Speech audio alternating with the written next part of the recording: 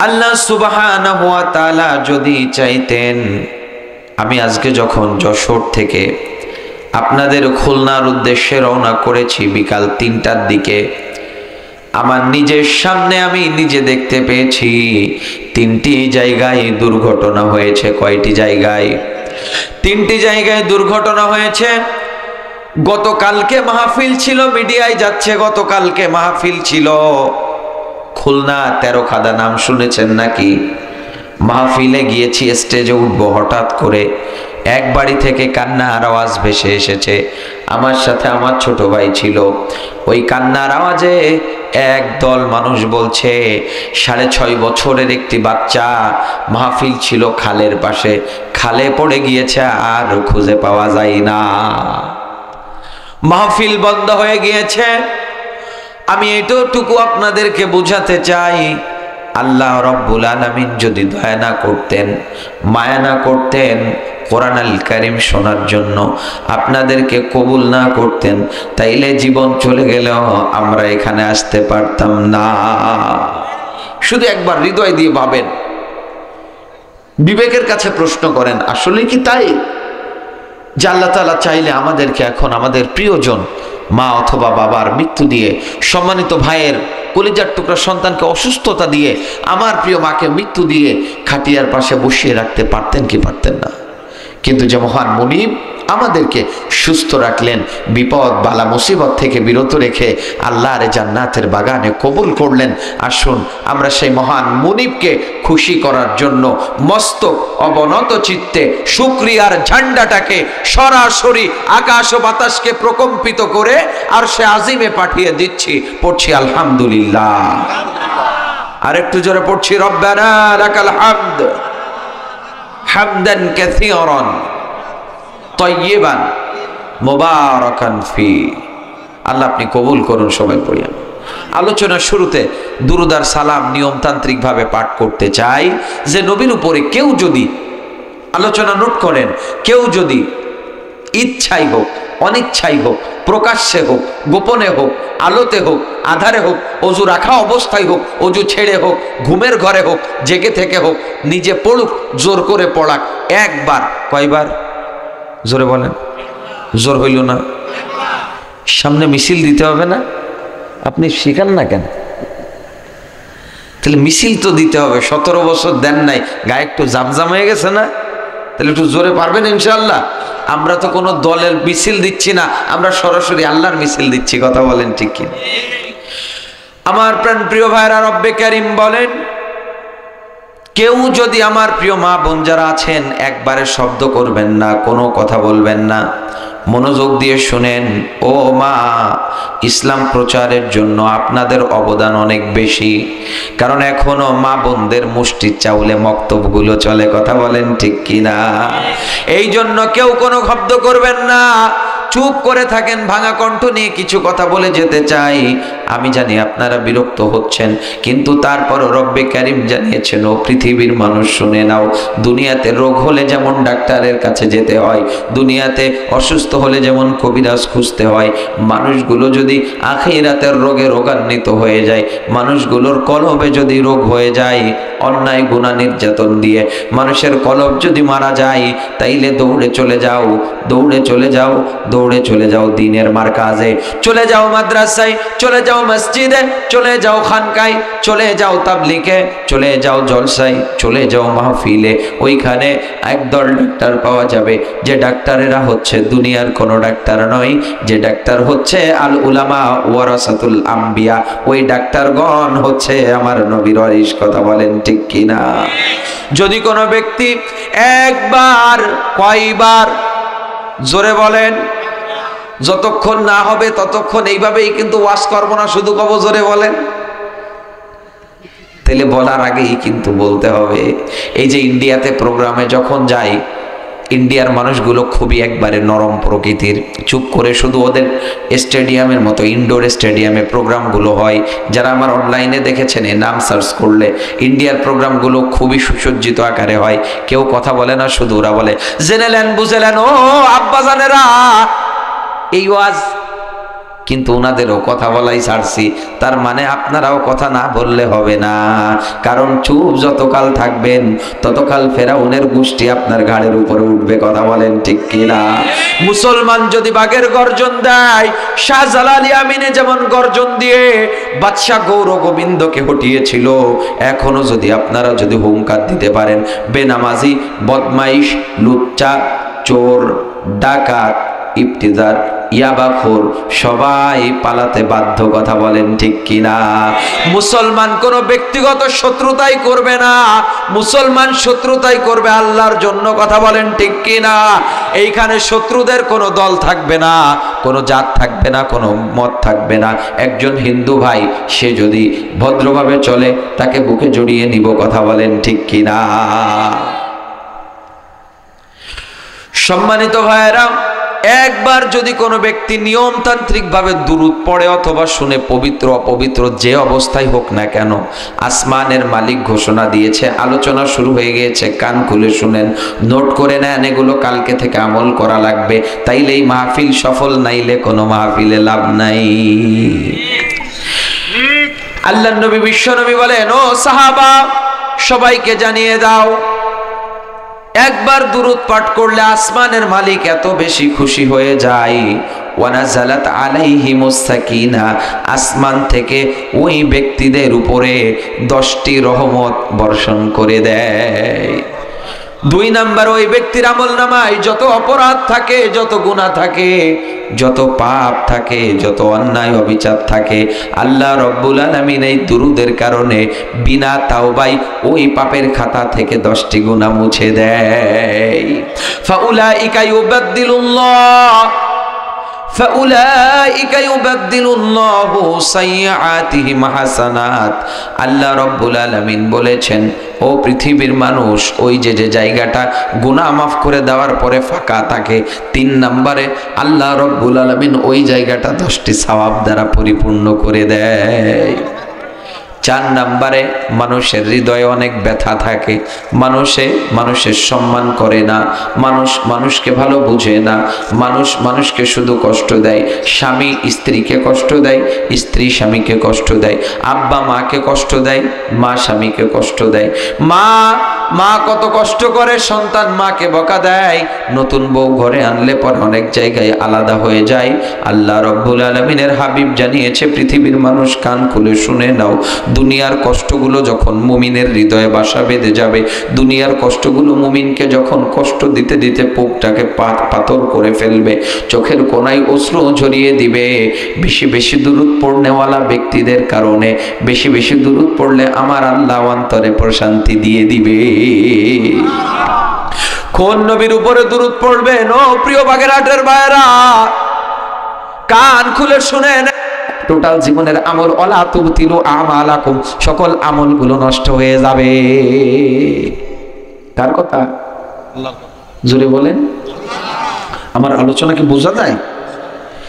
এরপর আল্লাহ রাব্বুল আলামিন বলছে, লা তাকুলুর রিবা, সুদের কাছে যাইও না,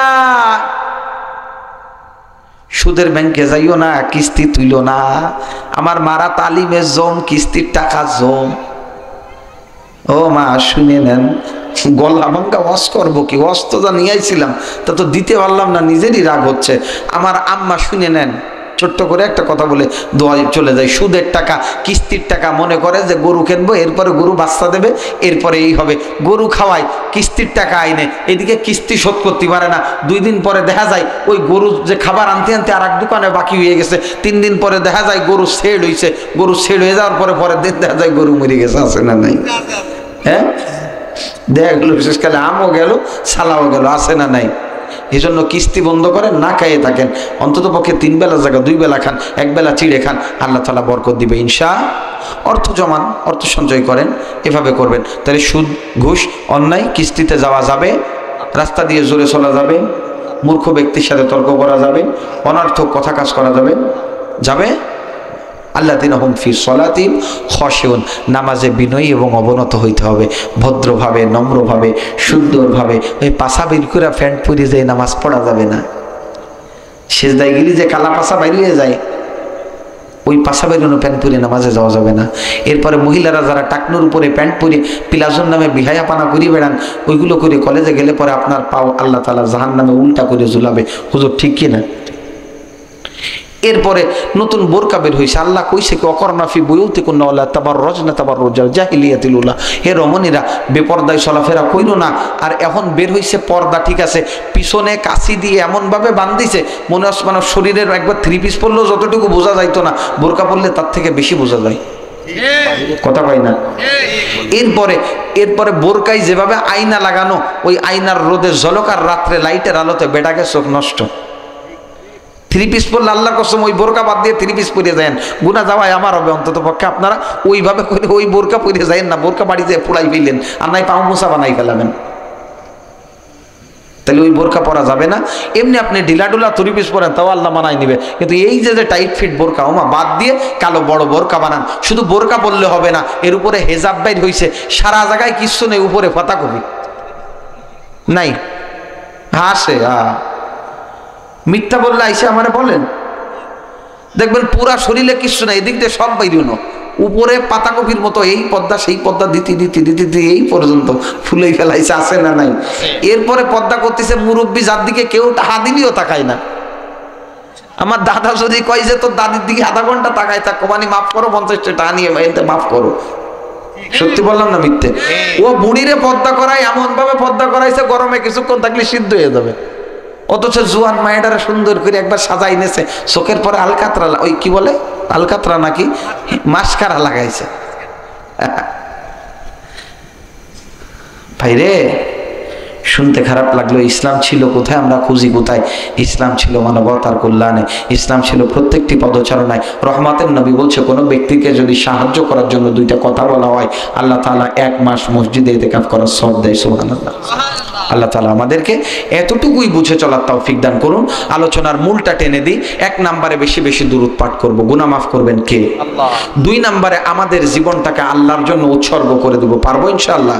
আমাদের সুদ খেতে মনে চাইলে খাবো না, ঘুষ খাইতে মনে চাইলে খাবো না। যেমন করে ডাক্তারের কথা, সামান্য রোগের জন্য বাঁচার জন্য ডাক্তারের কথা মেনে নিয়েছি, আল্লাহর প্রত্যেকটা কথা মেনে নিব, পারবো ইনশাআল্লাহ। টাকনুর নিচে কোনো পুরুষ কখনো প্যান্ট পরবে না, লুঙ্গি পরবে না, জিন্স প্যান্ট পরেন কোনো সমস্যা নাই, কিন্তু টাকনুর নিচে পরা যাবে না, উপরে পড়তে হবে। মা বোনেরা টাকনুর নিচেই পড়তে হবে, প্লাজো পরেন কিন্তু উপরে পরা যাবে না। এরপরে পরিপূর্ণ পর্দার সাথে বড় একটা চাদর গায়ে দিয়ে বের হতে হবে, পারবো ইনশাআল্লাহ? ইনশাআল্লাহ। এরপরে আমরা রাস্তাঘাটে জোরে বাইক চালাবো না, জোরে সুন্দরভাবে নম্রভদ্রভাবে চলবো, কাউকে কষ্ট দিব না, আঘাত করব না। কেউ যদি হসপিটালে মুমূর্ষ অবস্থায় থাকে, ব্লাডের প্রয়োজন হয়, আমরা আমাদের শরীর থেকে ব্লাড উপহার দিব ইনশাআল্লাহ। 5 ওয়াক্ত নামাজ জামাতে পাবন্দির সাথে ভদ্র সহকারে পড়বো। আল্লাহ তাআলা আমাদেরকে পরিপূর্ণ সুন্নাহ এবং কোরআনের সাথে কবুল করুন, সবাই পড়ি আমিন। আজকের এই মাহফিলটাকে এই অঞ্চলের কবরবাসী যারা আছে, আল্লাহ তাআলা নাজাতের জরিয়া বানিয়ে দিন, সবাই পড়ি আমিন। আমি আপনাদের এখানে মুসাফির হিসাবে এসেছি, যারা আমাকে এনেছে আল্লাহ তাআলা সবাইকে কবুল করুন। আমি মাহমুদুল হাসান বিন মেহেদী, বিশ্বাস করেন আমি যতটুকু আলোচনা করতে চেয়েছিলাম, শারীরিক অসুস্থতা আপনারা তো বুঝতেছেন, কণ্ঠ বসে গিয়েছে, আমি জানি না আপনাদের পরিপূর্ণ হক আদায় করতে পেরেছি কিনা। আমি ইস্তেগফার করছি, আল্লাহ আমার প্রিয় ভাইরা যারা জান্নাতের বাগানে বসেছিল, আমি তো পারি নাই, আপনি প্রিয় ভাইদের হৃদয়টাকে নরম করে প্রত্যেকটি কথা আমল করার তৌফিক আমাকে সহ সবাইকে দান করুন, সবাই করি আমিন। শেষ ঠিকানা যেদিন মৃত্যুর কবর হয়ে যাবে, আমাদের কবরের দিকে আমরা যেদিন ধাপিত হব, আমরা যেন মানুষের সাথে এতটুকু ব্যবহার করতে পারি, প্রত্যেকটি মানুষ যেন আমাদের জন্য কান্না করে, আমাদের জন্য মাগফিরাত কামনা করে, সবাই পড়ি আমিন। আবারও দেখা হবে ইনশাআল্লাহ। আমি আপনাদেরই সন্তান, আল্লাহ তাআলা আমাকে যেন কোরআনের জন্য কবুল করে। আগামীকাল মাহফিল আছে আপনাদের বাগেরহাট 60 গম্বুজ মসজিদের পাশেই, যাত্রাপুর যাত্রাপুর চাপাতলাতে। আল্লাহ তাআলা যেন আমাকে কণ্ঠকে সুন্দর করে শারীরিক সুস্থতা দিয়ে, ওইখানে পরপর 4 বছর আসছে, আল্লাহ তাআলা যেন আমাকে কবুল করেন, সবাই পড়ে আমিন। দেখা হবে ইনশাআল্লাহ কোনো একদিন, কোরআনের ময়দানে কথা হবে। সম্মানিত সভাপতি কে আছেন, একটু কথা বলবেন না, দোয়া করিয়ে দিবেন।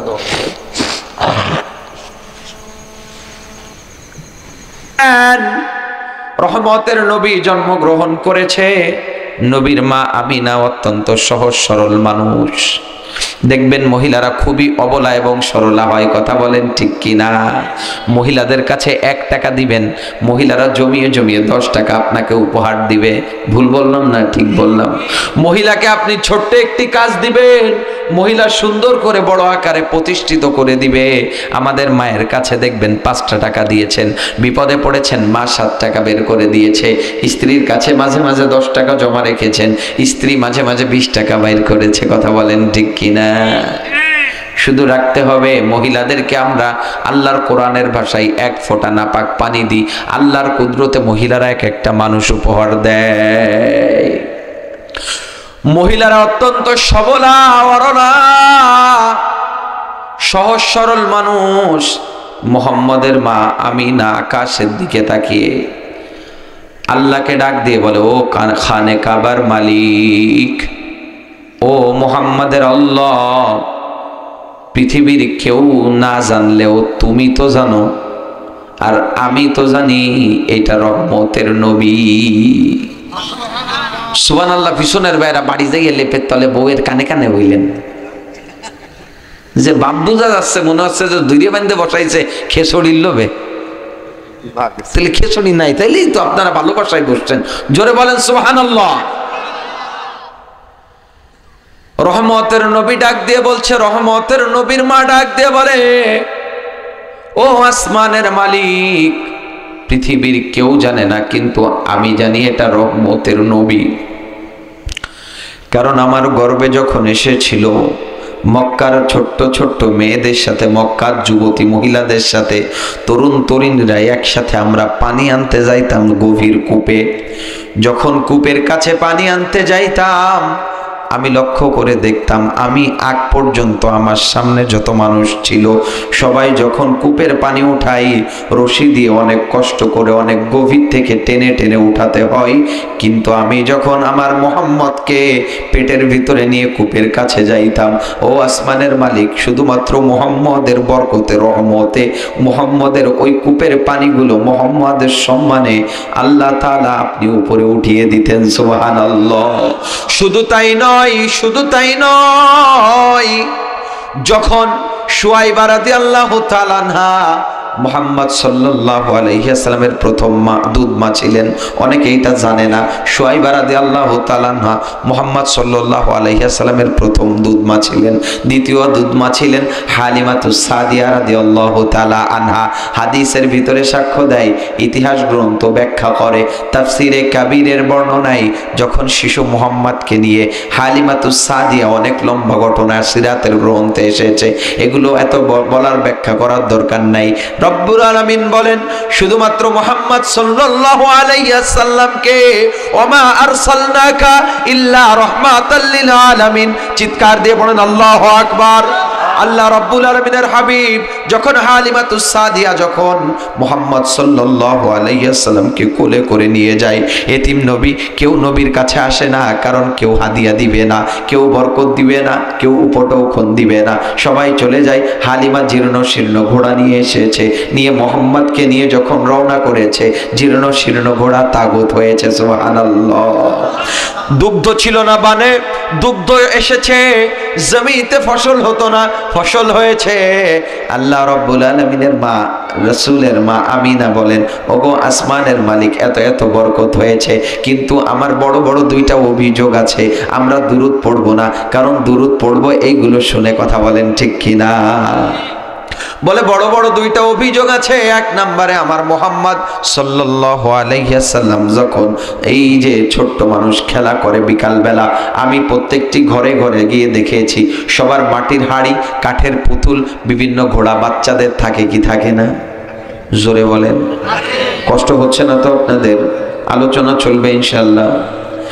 আমার প্রাণপ্রিয় ভাইরা, মুহাম্মদের মা আমিনা ডাক দিয়ে বলে, ছোট্ট বাচ্চাদের অনেক খেলনা থাকে, কিন্তু আমার মোহাম্মদকে কেউ খেলনা এনে দিতে দেয় না, কারণ মোহাম্মদের আব্বা দুনিয়াতে বেঁচে নাই। মোহাম্মদের আমিনা চোখের পানি ফেলে যখন এই আর্তনাদ মালিকের কাছে করে, মালিক আকাশ থেকে ডাক দেয়। ঘটনার ভিতরে এসেছে কে যেন গায়েব থেকে ডাক দিয়ে বলে, ওগো মোহাম্মদের মা আমিনা, মন খারাপ করো না।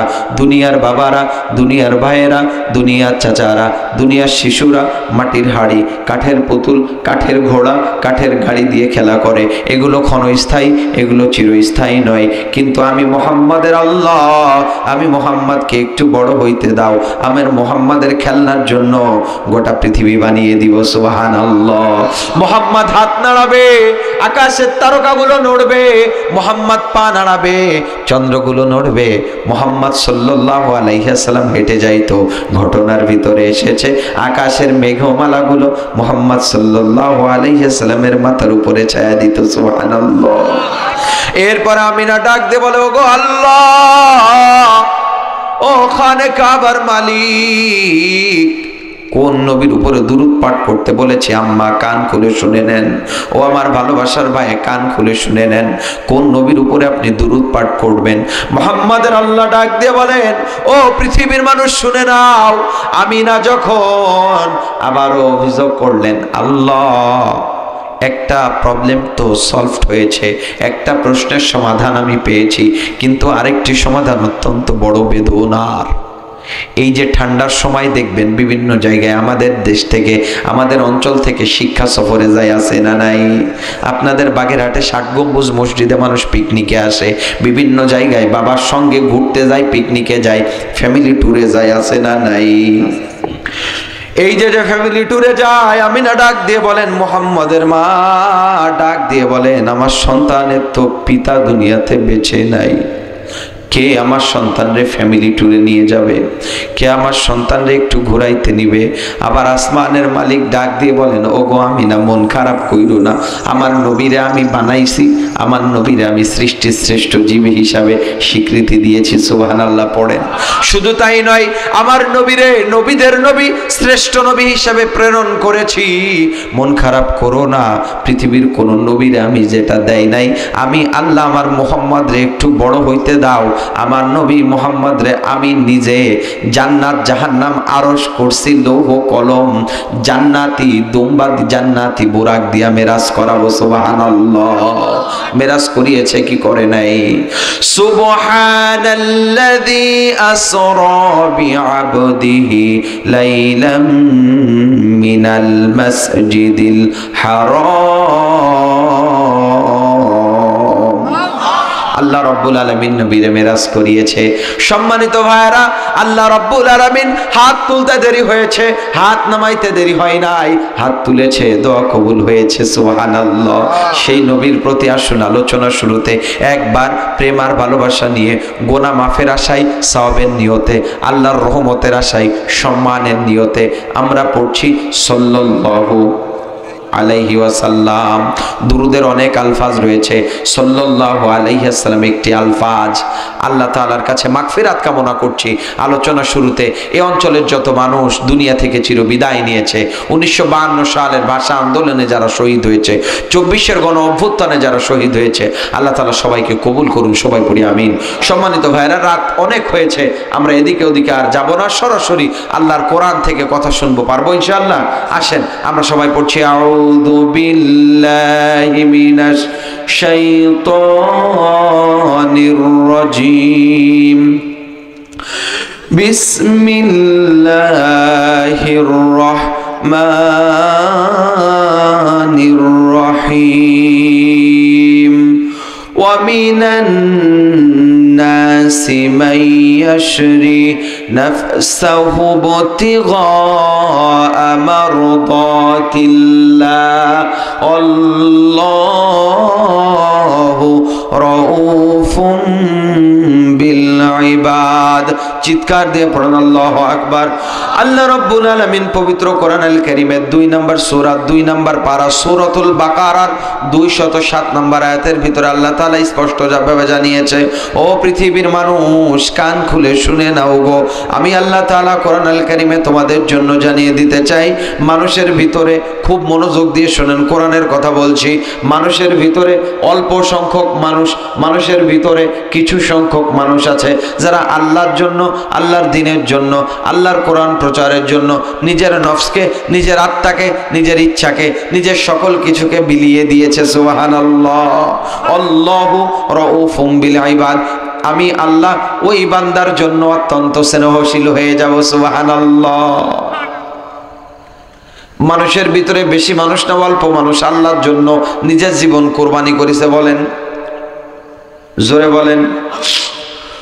অল্প মানুষ কোরবানি করেছে, এজন্য দয়ার নবী মায়ের নবী বলে, ময়দানে মাহশার যেদিন কায়েম হয়ে যাবে, কিয়ামতের কঠিন ময়দান যেদিন কায়েম হবে, মানুষগুলো যখন পাগল পারা হয়ে যাবে, সম্মানিত বাগেরহাটের ফকিরহাটের মানুষেরা কান খুলে শুনে নাও, আল্লাহ রাব্বুল আলামিনের হাবিব জানিয়েছে 1000 মানুষ গণনা করা হবে। কত হাজার? 1000 মানুষ গণনা করা হবে। আল্লাহর জান্নাতে মাত্র একজন মানুষকে আল্লাহ তাআলা দিতে অর্ডার করবে, বাকি 999 জন জাহান্নামের ভিতরে চলে যাবে। আল্লাহু আকবার। কিয়ামতের কঠিন ময়দানে 73 কাতার হয়ে যাবে, এক কাতার জান্নাতে যাবে, বাকি 72 কাতার জাহান্নামে চলে যাবে। তারা কারা? যারা এক কাতারে থাকবে। কারা কারা? যারা 1000-এ একজন থাকবে। আল্লাহ রাব্বুল আলামিন জানিয়েছে, পৃথিবীর মানুষ শুনে নাও, যারা নিজেদের নফসকে, নিজেদের আত্মাকে, নিজেদের ইচ্ছাকে, নিজেদের স্বাধীনতাকে আল্লাহর জন্য বিলিয়ে দিয়েছে, আল্লাহ রাব্বুল আলামিন ধরে ধরে বাছাই করে আল্লাহ সালাম দিয়ে দিয়ে জান্নাতে প্রবেশ করাবে। সুবহানাল্লাহ। আল্লাহ রাব্বুল আলামিন ডাক দিয়ে বলেন, কদ আফলাহাল মুমিনুন, অবশ্যই মুমিনগণ সফলকাম হয়েছে। কারা সফলকাম হয়েছে? জোরে বলেন। মুমিন কারা? যারা আল্লাহরে অস্বীকার করেছে। তাইলে যারা ঈমান আনিছে তো বুঝলাম, ঈমান আনলো হচ্ছে তারা মুমিন, ঈমানদার। ঈমান মানে কি? বিশ্বাস, নাকি ভুল বললাম? বিশ্বাস করেছে। আমার ভালোবাসার ভাইরা, আপনারা বুকে হাত দিয়ে বলেন তো, আল্লাহর প্রতি পূর্ণাঙ্গ বিশ্বাস আছে? আলহামদুলিল্লাহ পড়েন। বিশ্বাস না থাকলে কি আমরা এখানে আসতে পারতাম? তার মানে আমরা ঈমানদার। আলহামদুলিল্লাহ পড়েন। কিন্তু আমি আপনাদের কাছে জানাতে চাই, আমাদের ঈমানের পাওয়ার কতটুকু? কষ্ট হবে না তো ইনশাআল্লাহ? ঈমানের পাওয়ার কতটুকু, ঈমানের পার্সেন্ট কতটুকু? দেখেন, আজকে একটা ডাক্তার নিষেধ করছে যে চিংড়ি মাছ খাইও না, অ্যালার্জির সমস্যা যদি থাকে। আমরা ডাক্তারের কথা শুনে আমরা যতই সুস্বাদু হোক আর যতই খেতে মনে চাক, আমরা চিংড়ি খাই? জোরে বলেন। ডায়াবেটিক্সের পয়েন্টগুলো একটু বেড়ে গেলে আমরা মিষ্টিকে আর কাছেও আনি না। কথা বলেন ঠিক কিনা? যদি কোলেস্টেরল বেড়ে যায়, আমরা গরুর গোশের দিকে তাকাইও না। কথা বলেন ঠিক কিনা? কেন? এই তো আলহামদুলিল্লাহ ধরে বসছেন। কারা, কে নিষেধ করছে? ডাক্তার নিষেধ করছে। তার মানে 100% ডাক্তারের কথায় আমরা ঈমানদার, ঠিক না? 2 নাম্বার, কোন একটা পেপার অথবা পত্রিকায় লেখা আসছে যে ধরেন খাগড়াছড়িতে এক যুবকের পেটে একটা বাচ্চা জন্মগ্রহণ করছে। পেপারে আসছে, কিসে আসছে? টেলিভিশনেও বলছে, রেডিওতেও বলছে। আপনি বিশ্বাস করবেন না অবিশ্বাস করবেন? কেন অবিশ্বাস? ওরে বাবা,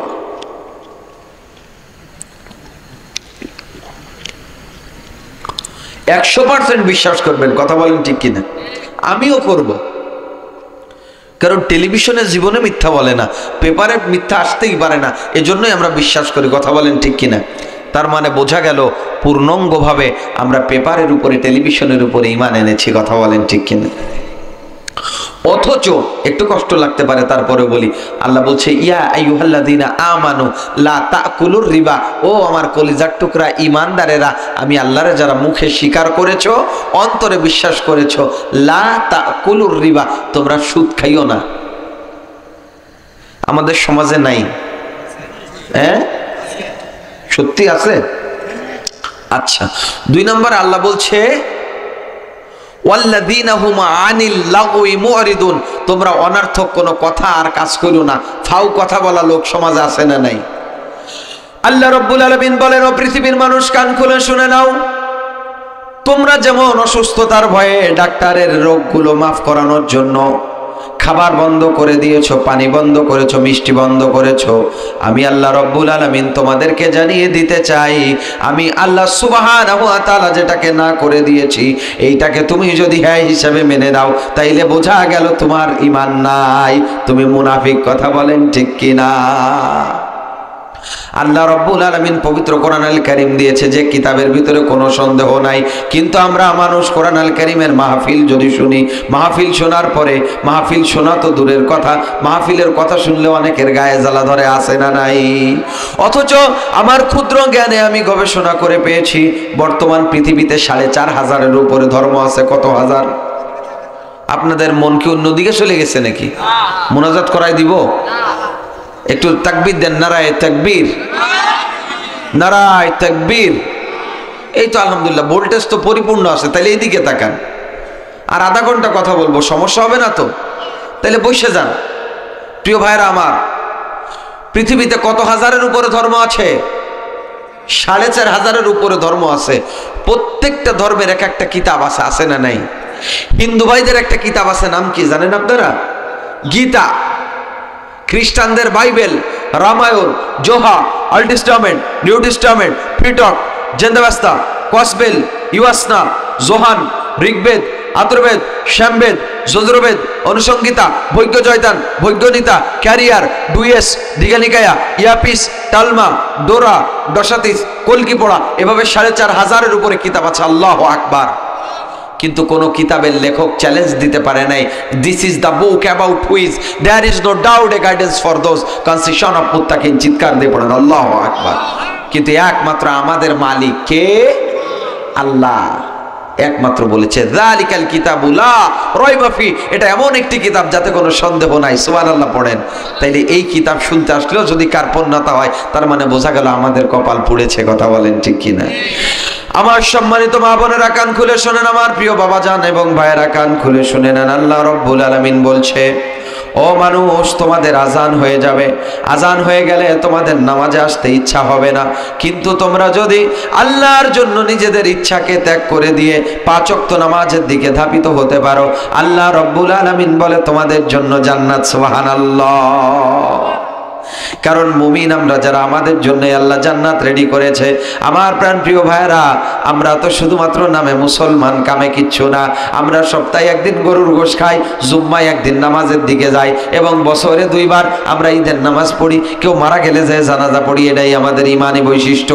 অথচ আল্লাহ রাসূলের হাজারো সাহাবী যারা নিজেদের জীবন পর্যন্ত ইসলামের জন্য দিয়েছে, হযরতে আবু হুরায়রার জীবনী পড়েছি, আবু হুরায়রা রাদিয়াল্লাহু তাআলা আনহুর জীবনী পড়েছি, খাব্বাবের জীবনী পড়েছি, খোবায়েবের জীবনী পড়েছি। তারা শুধুমাত্র আল্লাহর ভয়ে এবং খানে কাবার মালিক আল্লাহ রাব্বুল আলামিনের ওই সেই ময়দানে মাহশারের যে কথা কোরআনুল কারীমে নোট করে দিয়েছে সূরাতুল বাকারায়, ওয়াত্তাকু ইয়াওমান লা তাজসি নাফসুন আন নাফসিন শাইআ ওয়া লা ইউকবালু মিনহা শাফাআতু ওয়া লা ইউখাযু মিনহা আদলু ওয়া লা হুম ইউনসারুন। চিৎকার দিয়ে পড়ুন আল্লাহু আকবার।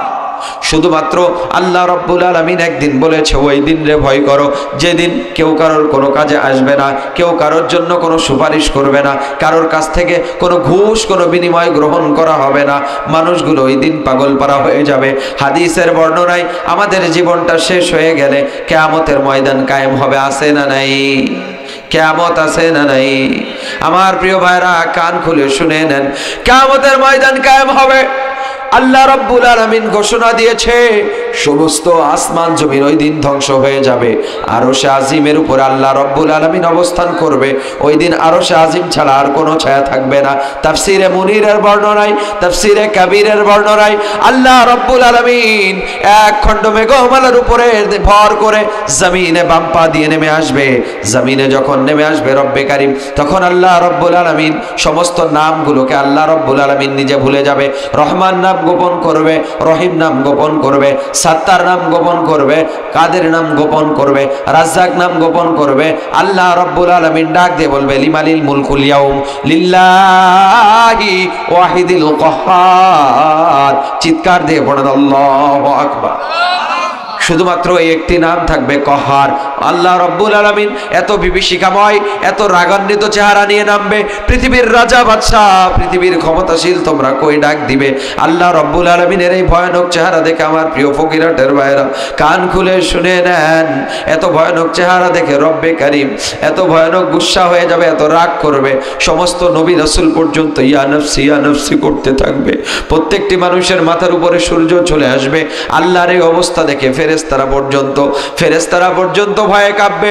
যাদের কোনো গুনাহ নাই, যাদের কোনো হিসাব নাই, যাদের কোনো জান্নাত নাই, যাদের কোনো জাহান্নামের আযাবের ভয় নাই, ওই ফেরেশতারা পর্যন্ত আল্লাহর এই অবস্থা দেখে ময়দানে মাহশারের এই মানুষগুলো পাগলপাড়া হয়ে যাবে। এই পাগলপাড়া অবস্থা দেখে, ময়দানে মাহশারের অবস্থা দেখে ফেরেশতারা সুবহানাল মুলকি ওয়াল মালাকুত বলে কাঁপতে থাকবে। জাহান্নাম, আল্লাহর প্রজ্বলিত আগুন, নারুল্লাহ, জাহান্নাম প্রকম্পিত হয়ে যাবে, মানুষগুলোকে খাইতে চাইবে। 70,000 ফেরেশতারা, 70,000 এক একটা রশি 70,000 ফেরেশতা ধরে টেনে রাখবে জাহান্নামকে। ওই দিন আল্লাহ রব্বুল আলামিন ডাক দিয়ে বলবে, ও পৃথিবীর মানুষ কান খুলে শুনে নাও গো, আমি আল্লাহ তাআলা তোমাদের উপরে জুলুম করব না। লা যুলমাল ইয়াউম, আজকের এই দিনে কারোর উপরে কোনো জুলুম করা হবে না। কুল্লু নাফসিম বিমা কাসাবাত লা যুলমাল ইয়াউম। তোমরা যা নিজেরা দুনিয়ায় থাকতে ফকিরহাটের বাজারে গেলে তুমি যদি আলু কেনো, বাসায় এনে আলু রান্না করে খেতে হয়। যদি খুলনায় যাওয়ার পরে বড় চিংড়ি মাছ কিনে আনো, চিংড়ি মাছই খাইতে হয়। তুমি যদি জমিনে একটা আঙ্গুর ফলের গাছ লাগাও, তুমি বড়ই ফল খাইতে পারবে না, আঙ্গুরই খাইতে হবে। কথা বলেন ঠিক কিনা? এই জমিনে যে মানুষগুলো বসবাস করছে, আল্লাহ রাব্বুল আলামিন ডাক দিয়ে বলেন, আমি আল্লাহ সুবহানাহু ওয়া তাআলা সবাইকে সৃজন করেছি। আল্লাযী খালাকাল মাউতা ওয়াল হায়াতা লিয়াবলুয়াকুম আইয়ুকুম আহসানু আমালা। চিৎকার দিয়ে পড়েন আল্লাহু আকবার। আমার প্রাণপ্রিয় ভাইরা, আল্লাহ রাব্বুল আলামিন এক খণ্ড মেঘবালার উপরে নেমে আসবে এবং ডাক দিয়ে বলবে, কারোর উপরে কোনো জুলুম করা হবে না। ও বান্দা, কারোর উপরে কোনো জুলুম করা হবে না। আল্লাহ রাব্বুল আলামিন একটা কিতাব দিবে। আমার দিকে তাকান প্রিয় ভাইরা, একটা কিতাব দিয়ে বলবে, ইকরা কিতাব, রিড দা বুক, কাফা বিনাফসিকাল ইয়াউমা আলাইকা হাসিবা। এ গোলাম, তোমার উপরে কোনো জুলুম করা হবে না। এই নাও, তোমার 65 বছর হায়াত পেয়েছিলে, 65 বছরের লেখা।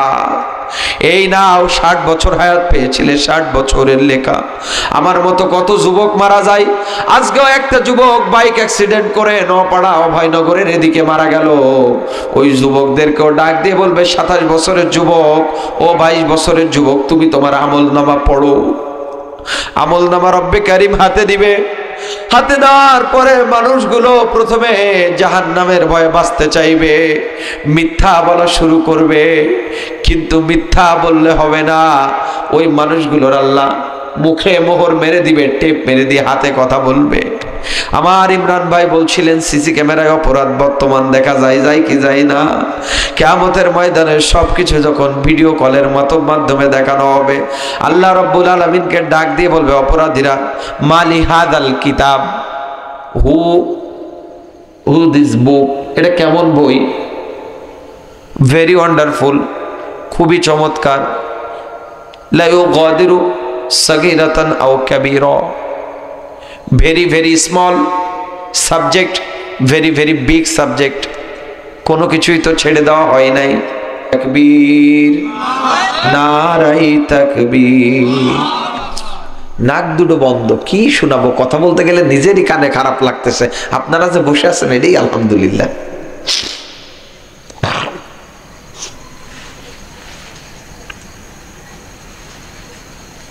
প্রিয় ভাইরা, আর কষ্ট করে বসেন 10টা মিনিট, ইনশাল্লাহ কষ্ট হবে না তো ইনশাল্লাহ। সম্মানিত ভাইরা, আল্লাহ আপনাদের কবুল করুন, সবাই পড়ি আমিন। আব্দুল উজ্জা ডাক দিয়ে বলেন, ইসলামের পক্ষে কোনোদিনও কাজ করতে পারি নাই, সুবর্ণ সুযোগ, ওগো নবীজি আমার জন্য একটু দোয়া করেন, আমি আব্দুল্লাহরে যেন আমার আল্লাহ কবুল করে নেয়। আর আমাদের ইসলামের কোন কাজে ডাকলে আমাদের আব্দুল্লাহরা কয়, হুজুর আমার গরু ছুটে গেছে, গরু মানতে হবে আগে। হ্যাঁ, ভুল বলতেছে নাকি? কয় ভাই সরমনার ময়দানে যাইতে হবে। কয় ভাই এখন ধান লাগানোর সময়, এখন যদি সরমনায় যাই আমার ধানগুলো মাইজ যাবে, সামনে আমার বাচ্চারা না খেয়ে মারা যাবে, আছে না নাই? কই যে জামাত ইসলামের বইটাকে যাইতে হবে। কই ওরে বাবা, অত বোকা আমি না, এক আওয়ামী লীগ মেরে গেছে আর এক আওয়ামী লীগ তৈরি হচ্ছে, কথা কয় না? এটাই তো নিয়ম। কারণ যুগের পর যুগ মূসা আলাইহিস সালামকে অত্যাচার করেছে ফেরাউন, ফেরাউন ধ্বংস হয়েছে, মূসা আলাইহিস সালামের গোষ্ঠীরা নাজাত পায় নাই, কথা বলেন ঠিক কিনা? ফেরাউন ধ্বংস হয়েছে, হামান এসেছে, নমরুদ এসেছে, খাব্বাবের উপর অত্যাচার করেছে, আবু জাহেল এসেছে। এরপরে যুগের পর যুগ, যুগের পর যুগ, কিয়ামত পর্যন্ত বাতিল শক্তি থাকবে, ইসলাম বিজয়ী হবে, কথা বলেন ঠিক কিনা? কোন রক্তচক্ষুকে উপেক্ষা করে ইসলাম টিকে থাকবে না, ইসলামের বিজয় হবেই হবে ইনশাআল্লাহ। কোরআনের পক্ষে থাকলে সুনাম, কোরআনের বিপক্ষে গেলে কপাল পুড়বে কার? যে যাবে তার। কোন পীর সাহেব গেলে, জোরে বলেন, কোন আব্বা গেলে না, আব্বার পড়বে না। আদম আলাইহিস সালামের আব্বার কি পড়ছে নাকি? ওই ইব্রাহিম আলাইহিস সালামের আব্বার কি পড়ছে নাকি? ইব্রাহিম আলাইহিস সালামের আব্বা তো জান্নাত। অথচ আমরা একজন কোরআনের হাফেজ হয়ে যায়, কই আমার ছেলে হাফেজ, আমারে ঠেকায় কিডা? পার উপরে গলা উঠোই দিয়ে এরপরে এক কাপ চা নিয়ে সারাদিন মমতাজের ড্যান্স দেখে, আছে না নাই? কই একজন রে হাফেজ বানাইছি, 10 জন রে টাইনে নিয়ে যাবে, আমি যে জাতি চাবো না তাও নেবে, কথা কোন ঠিক কিনা? মনে হয় যে জান্নাত পানের খিলি জর্দা দিয়ে বানাই দেবে, গালের মধ্যে ফেরেশতারা খাও, জান্নাত চুল্লা বাইন্ধে দিবে, এমন নাকি? আম হাসিবতুম আন তাদখুলাল জান্নাহ, জান্নাত কি মামার বাড়ি? কি মনে করো জান্নাত কিনে নিতে হয় রক্ত দিয়ে, ঘাম দিয়ে, অশ্রু দিয়ে, নফল সালাত দিয়ে, তাহাজ্জুদের পাটিতে দাঁড়িয়ে আল্লাহকে সিজদারত অবস্থায় বলতে হয়, আল্লাহ আমরা জন্মগ্রহণ করেছি আপনার জন্য, মৃত্যুবরণ করব আপনার জন্য। আমাদের যদি সমুদ্রের গতিপথ উল্টে দিতে হয়, আমরা সমুদ্রের গতিপথ উল্টে দিতে আছি। আমাদের পরিবার ছাড়তে হয়, পরিবার ছাড়তে রাজি আছি। ফ্যামিলি ছাড়তে হয়, ফ্যামিলি ছাড়তে রাজি আছি, কথা বলেন ঠিক কিনা? আল্লাহর জান্নাত কিনে নিতে হয়। তাহলে আমাদের দেশের আব্দুল্লাহরা আল্লাহর নামাজে ডাকলে দৌড়ায়, যুদ্ধের ময়দান তো পরের কথা, কথা কয় না? কয় ভাই আজান দেশে নামাজ আসেন, কয় কি ফ্যান পাক নাই আপনাদের এদিকে? কয় না আলোচনা করবো কি, গলাই বসায়। এমন একদিন আসছি, কি বলে যে হুজুর পোশাক অপবিত্র, মনে হয় যে ও বিছেনে মতে। এ আপনাদের এদিকে বড়রা বলে না এই কথা? বলে না মানে, ওরে যদি বলো হয় চল দোস্ত যাই, সাড়ের দড়াই আসছে, কয় দাঁড়া একটু প্যান্টটা পাল্টাই আসি। তো এই প্যান্টে কয় না, এই প্যান্টটা একটু ধুলো লাগিছে, এটা নতুন প্যান্ট বারোই নিয়ে আসি। কপাল পোড়া সাড়ের লড়াই দেখতে যায়, ঘরের তে প্যান্ট বারোয়, আর নামাজে ডাকলি কয় লুঙ্গি না ফাঁক, আছে না নাই? এরপরে আরেক দল পার্টি আছে, এরা জুম্মর দিন দেখা যায়। আমরা মাহফিলের কাজে বিভিন্ন জায়গায় যাই। এই যে মাঝে একদিন ফরিদপুরের ভিতরে এক মসজিদে গেছি, যাওয়ার পরে হঠাৎ করে পিছনের মানে মাগরিবের নামাজে আমরা মনে হয় দ্বিতীয় অথবা তৃতীয় রাকাতে ঢুকছি, ঢোকার পরে সামনে যে মাঝখানের দরজাতে ঢোকার পরে দেখি যে এইরকম বড় এক কালা ফাঁসা বারোই রয়েছে। কি বারোই রয়েছে? সুন্দর হইলেও দেখতে ভালো লাগে। এইরকম বড় এক কালা ফাঁসা পশম ভরা মাজারের দিক দিয়ে, আমি কি রে কি করে? এরপরে দেখলাম যে সেজদায় গেছে, গেঞ্জি বাজান পড়ছে ছোট, গেঞ্জি পিঠ দিয়ে উঠে গেছে, ফ্যান্টেরটা পড়ছে অর্ধেক নেমে গেছে। এরকম কোম্পানির লোক এইদিকে আছে না নাই? সেজদায় গেলে বসলে পিছন দিয়ে বেরোয় যায়, আছে না নাই? এই পরে যদি নামাজ পড়ে, ওর নামাজ কবুল হবে? হ্যাঁ, পর্দার অন্তরের মারা কষ্ট, ওরে সুবহানাল্লাহ, আমাকে ছেলেকে দেখছে আজকে, হ্যাঁ রে শালা তোরা ওই পড়বি? মারা পুরো দুধ দে দোয়া তুলসির পাতা। মাদের শুধু একটা দোষ, ওরা বেটাদের লুঙ্গি মাঝখান দিয়ে সিলাই দিয়ে পিলাজু বানাই পরে, কথা কয় না? হ্যাঁ, পিলাজু নাই এইদিকে, তো পিলাজু পরা হারাম না, ঠিক আছে, পিলাজু পরা ঠিক আছে হারাম, সমস্যা নাই। কিন্তু যদি টাকনুর উপরে উঠে যায়, মা আসফালা মিনাল কাবাইনি ইজারিফিন নার, মহিলাদের টাকনুর উপরে যে অংশ থাকবে ওইটুকু জাহান্নামে জ্বলবে, পুরুষের টাকনুর নিচেই যে অংশ থাকবে ওইটুকু জাহান্নামে জ্বলবে। কে বুদ্ধি দিল? আমি শুধু ভাবি এরা কবরকে ভুলে গিয়েছে, এরা জান্নাতকে ভুলেছে, এরা জাহান্নামের আযাব ভুলেছে, এরা দুনিয়ার এই রংতামাশায় পড়ে আছে, এরা মনে করে যে মৃত্যুবরণ হবে না। অথচ আমাদের গ্রাম থেকে প্রতিদিন এক একজন মারা যায়, আমাদের অঞ্চল থেকে প্রত্যেকদিন এক একজন মারা যায়, কথা বলেন ঠিক কিনা? কে বুদ্ধি দিয়েছে এই পর্দা করতে, যে টাকনুর উপরে কাপড় পরে, প্লাজো পরে, পায়জামা পরে বাজার দিয়ে ঘুরে? আবার মহিলা তালিমে, মহিলা মাহফিলে একবারে এসে মহিলারা এমন ভাবে জায়গা করে, ওয়াজের আগে খালি নসিহত করতে হয় যে সরি বসেন, সরি বসেন, লোক ধরা জায়গা দিয়া যাচ্ছে না, এরকম বলে কি বলে না? অথচ এনারা এই বেপদ্দায় বাজারে চলাফেরা করে। রমজান মাসে আমরা স্বামীরা তো অসহায়, কারণ আমাদের এই যে বাগেরহাট চিতলমারি গিয়েছিলাম পঞ্চকরণ ইউনিয়নে, ওইটা এক মুরব্বী বলেই ফেলেছে, হুজুর ছাগলের যে দাম আছে আমাদের সেই দাম নেই। তখন যে কেন চাচা? কয় যে আরে আমরা বাজারে যাইতে গেলে বলি যে বাজারে যাবো, ব্যাগটা গুছাই দাও। তা বলে যে ছাগলটা বাইন্ধে আসি, তুমি বসো। বুঝেন নাই মনে হয়? কতটা হাসির হইলেও, ছাগলটা বাইন্ধে আসি তুমি বসো। অথচ রহমতের নবী বলছে স্বামীর বিনা অনুমতির নফল রোজা রাখা যাবে না। তাহলে নফল রোজা যদি না রাখা যায় তাহলে কি ছাগল বান্ধা যাবে? হ্যাঁ, হজ করতে মহরম পুরুষ ছাড়া যাওয়া যায়? জোরে বলেন। শুধু বাজারে যাই একটু ঈদের মার্কেট করা যায়। হ্যাঁ, হজে যাওয়া যায় না, শুধু বাজারে। রমজানের 10 দিন বিটাদেরকে কোথায় পাঠায়? এতে এই যে বুঝে বেলাইছে, কোথায় পাঠায়? আমাকে পাঠায় এতে কাফে, মহিলারা যায় মার্কেটে। ওরে সুবহানাল্লাহ। আবার দাবি করে উনি জান্নাতুল ফেরদাউসের মেহমান। কি মান? মেহমান, কারণ ওই মাহফিলে 200 টাকা দিছিল। আম্মা শুনে নেন, হাসি হইলেও আল্লাহ তাআলা এবং রাসূলের পরে সর্বোচ্চ সম্মান হচ্ছে স্বামীর। কার? স্বামীর। আজকের দুনিয়াটা মিনি জাহান্নামে পরিণত হয়েছে। ইসলাম মানছি, আমাদের মূল আলোচনা যেটা, যে ইসলামের জন্য ত্যাগ করতে হবে। আমরা কি ত্যাগ করছি? একজন মানুষ আমাকে উপকার করেছে, আমি তার প্রতিদান দিয়েছি। এটারে উপকার বলে না, এটারে প্রতিদান বলে। কথা বলেন ঠিক কিনা? কিন্তু প্রতিদান না দিয়ে উপকার তাকে বলে, যে আমাকে কষ্ট দিয়েছে তাকে আমরা উপকার করব। এটারে কি বলে? উপকার বলে। আমার এ ঘর ভাঙি আছে যে, বা আমি বাঁধি তার ঘর। কথা বলেন ঠিক কিনা? এইটারে বলে উপকার। তার মানে আম্মা শুনে নেন, আপনাকে কেউ কষ্ট দিলে তারে কষ্ট দেওয়া যাবে না, তারা আল্লাহর জন্য ক্ষমা করে বুকে জড়িয়ে ধরতে হবে। আপনার স্বামী যদি না বুঝে আপনাকে কষ্ট দেয়, আপনি তো একটা জিনিস শুধু মাথায় রাখবেন, পুরুষ মানুষের কত কষ্ট একমাত্র আল্লাহ ছাড়া পৃথিবীর কেউ জানে না। কারণ পুরুষ যে অফিসে চাকরি করে, অফিসের ঝালি শুনতে হয়। পুরুষ যে মসজিদে চাকরি করে, মুসল্লির ঝালি শুনতে হয়। পুরুষ যে খেতে কাজ করে, খেতে পোকামাকড়ের কামড় খাইতে হয়, কাদাতে রোদে পড়ে। কথা বলেন ঠিক কিনা?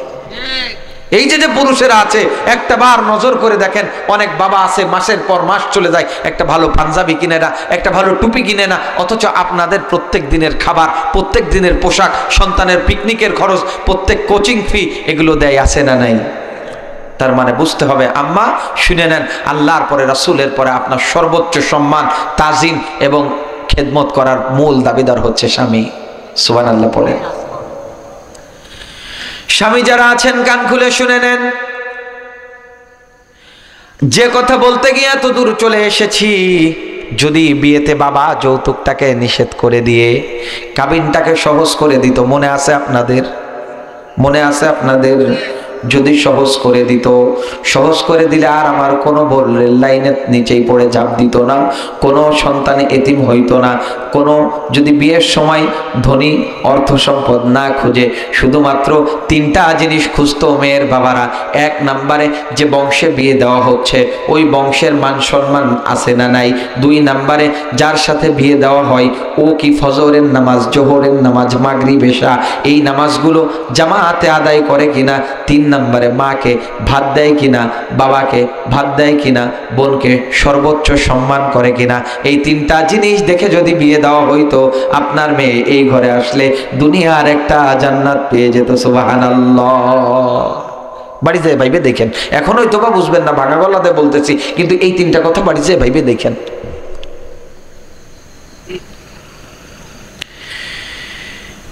এরপরে যদি ছেলেদের উদ্দেশ্য থাকতো না, একটা মেয়ে কোনোদিনও বিয়ের আগে নানা বাড়ি যায় একটা রাত থাকতে পারে নাই আব্বা আম্মারে ছাড়া। কথা বলেন ঠিক কিনা?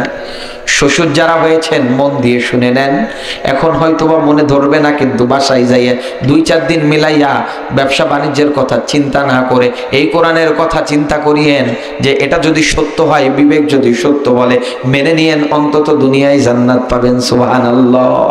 একটা বার যদি শুধু ভাবতেন যে মেয়েকে আমি বউ করে নিয়ে এসেছি অথবা বৌমা করে আমার ঘরে নিয়ে এসেছি, ছেলের সাথে বিয়ে দিয়ে, আমি যে যাকে বিটার বউ বা বৌমা বলে, এই যে নিয়ে এসেছি ছেলের বউকে, এই মেয়ে বিয়ের আগে কোনো দিনও নানা বাড়ি যায় মা বাবা ছাড়া থাকে নাই, কিন্তু একবার বিয়ে করার পরে আমার বাড়ির কাজের মহিলার মতো কাজ করছে। সুবহানাল্লাহ। যদি এটুকু বুঝে বাইরে গিয়েছে শ্বশুর, একটা চকলেট এনেছে মাত্র 1 টাকা দাম, একবারে দরজার নিচে গিয়ে যখন সমস্ত মানুষগুলো বাচ্চারা পলিয়েছে দাদাকে দেখে, তখন যদি গোপনে বৌমাকে ডাক দিয়ে বলা হয় মা একটু বাইরে আসো, মা বাইরে এসেছে, একটা চকলেট যদি সুন্দর করে হাতে দিয়ে বলে আম্মা তুমি ছোট্টবেলা কত চকলেট খেয়েছো, এই চকলেটটা আমি নিয়ে এসেছি, আমার তো কোনো অর্থ উপার্জন নাই, আমাকে তোমার হাজবেন্ড আমার ছেলে যে টাকা দেয় এটা থেকে বাঁচিয়ে 2 টাকার একটা সেন্টার ফ্রুট নিয়ে এসেছি, তুমি খাও। আল্লাহর কসম ওই বৌমা জীবনে কোনোদিন যদি মানুষের মেয়ে হয় শ্বশুরের দিকে চোখ তুলে তাকাতো না। ভুল বললাম না ঠিক বললাম?